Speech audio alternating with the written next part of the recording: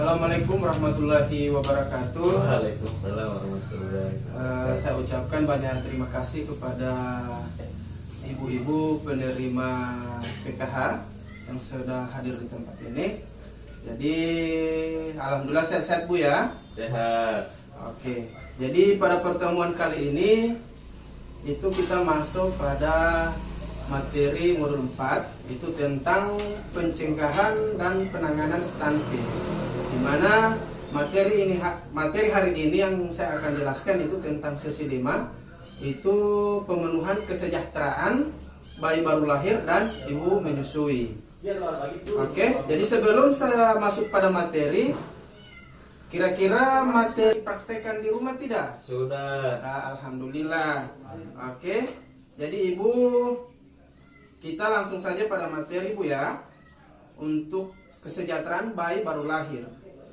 Ketika bayi baru lahir itu perlu beradaptasi dengan kondisi yang berbeda dari kehidupan sebelumnya. Di dalam kandungan terutama terkait cara bernapas, cara mendapatkan makanan, dan cara merespon terhadap pemenuhan kebutuhan pertumbuhan dan perkembangan bayi baru lahir sangatlah penting untuk mencegah bayi menjadi tua, dan keluarga perlu mengetahui perawatan bayi yang tepat untuk mengoptimalkan kesejahteraan bayi baru lahir. Cara bernapas bayi baru lahir dipengaruhi salah satunya oleh suhu tubuh, sehingga tubuh bayi baru lahir perlu dijaga kehangatan dengan memberikan pakaian atau selimut yang hangat dan pelukan dari si ibu. Jadi itu ibu ya, untuk kesejahteraan bayi baru lahir. Setelah ibu menyusui, itu dimana yang pertama harus ada pemenuhan kebutuhan gizi dan kasih sayang yang cukup, sehingga ibu bisa memberikan ASI eksklusif selama 6 bulan untuk mengoptimalkan tumbuh kembang bayi sehingga terbebas dari stunting. Terus yang kedua, itu meningkatkan pengetahuan ibu akan dengan susu formula. Yang ketiga, itu meningkatkan potensi dari ibu untuk menyusui tanpa dihalangi oleh siapapun dalam suasana hati positif dan bahagia, agar berhasil memenuhi hak anak untuk mendapatkan ASI eksklusif. Jadi itu ibu ya, untuk kesejahteraan bayi. Terus manfaat dari ASI eksklusif untuk ibu dan bayi perlu kita ketahui bersama ibu-ibu.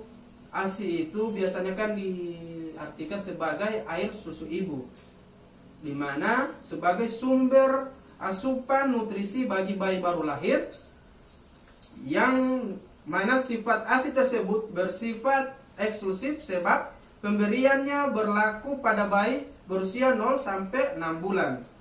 Jadi, dalam fase ini harus diperhatikan dengan benar-benar mengenai pemberian dan kualitas ASI itu sendiri, agar supaya tidak mengganggu tahapan perkembangan si kecil selama bulan pertama semenjak dia lahir.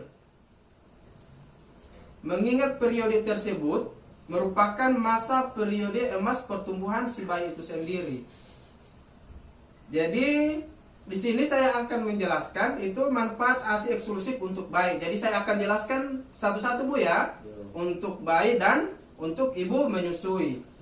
Jadi manfaat ASI untuk bayi itu yang pertama, itu mencegah terserangnya penyakit kepada bayi itu sendiri. Itu dimana ASI eksklusif tersebut ternyata mempunyai peran penting untuk bayi baru lahir, yakni meningkatkan daya tahan tubuh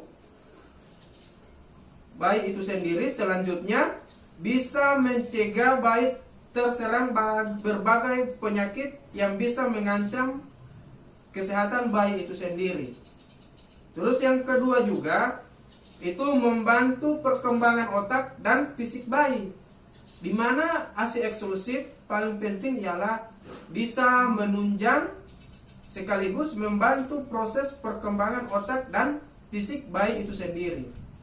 Dalam hal tersebut dikarenakan di usia 0 sampai 6 bulan seorang bayi tentu saja sama sekali belum diizinkan untuk mengkonsumsi nutrisi apapun selain ASI, terkecuali susu formula. Itu bisa, karena sebagian besar juga ada ibu menyusui yang kadang ASINya tidak keluar atau tidak lancar.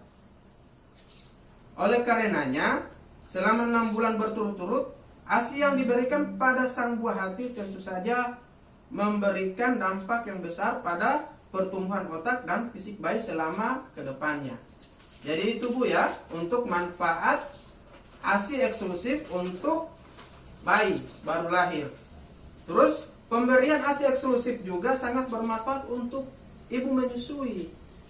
Karena ASI eksklusif juga bukan hanya manfaatnya hanya untuk bayi baru lahir saja, ada manfaatnya juga untuk ibu menyusui itu sendiri. Yang pertama, mengatasi rasa trauma, di mana pada saat persalinan pasca melahirkan biasanya ibu-ibu rentan mengalami stres.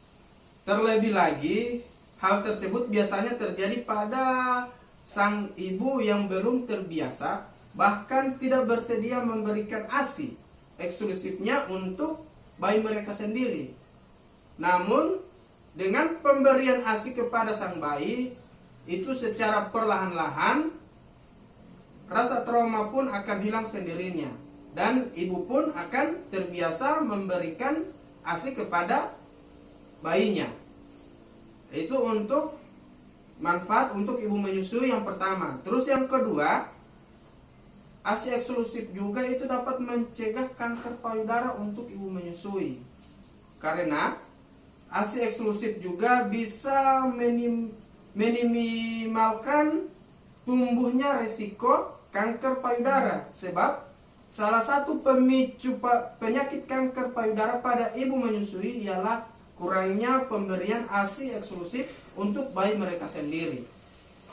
Jadi itu Bu ya, untuk manfaat ASI eksklusif.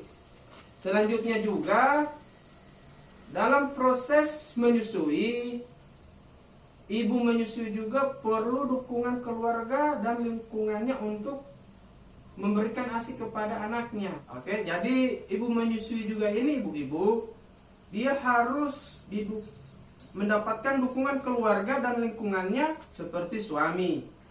Suami tugasnya itu yang pertama dia harus memperhatikan asupan gizi bagi istri menyusui. Yang kedua, berbagi peran dalam mengerjakan pekerjaan rumah. Terus yang selanjutnya itu suami harus hadir menemani sang istri pada saat proses persalinan untuk memastikan terjadinya inisiasi menyusui dini. Oke, jadi itu untuk peran suami untuk mendukung ibu menyusui. Terus yang selanjutnya juga keluarga. Keluarga di sini yaitu adalah orang yang tinggal dalam serumah, seperti orang tua atau saudara. Jadi itu ibu-ibu ya. Jadi saya harapkan materi yang ibu-ibu dapat hari ini agar bisa dipraktekkan di rumah atau di keluarga ibu sendiri. Jadi mungkin hanya ini yang bisa saya sampaikan. Saya akhiri. Lebih dan kurang saya mohon maaf. Wabillahi taufiq wal hidayah. Wassalamualaikum warahmatullahi wabarakatuh.